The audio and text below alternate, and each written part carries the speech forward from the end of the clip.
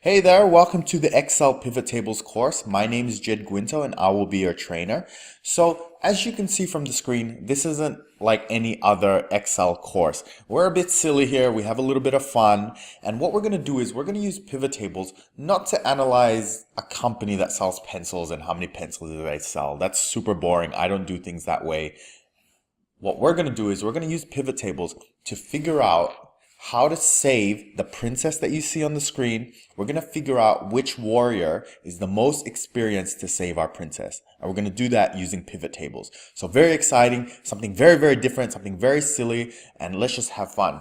So let's go through the list of what you're going to learn in this course.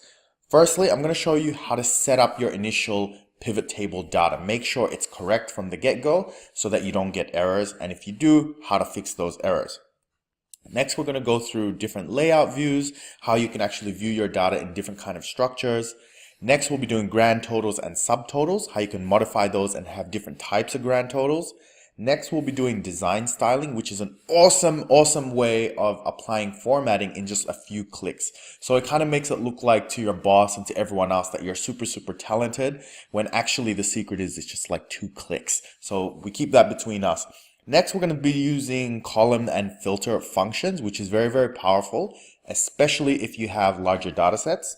Next, we're going to look into repeating item labels and dealing with blanks. And lastly, I'm going to show you how to extract the data out of your pivot table once you're finished. All right, so much to do, so much to go through. I'm super excited. I hope you're excited. I hope to see you guys inside. See you then.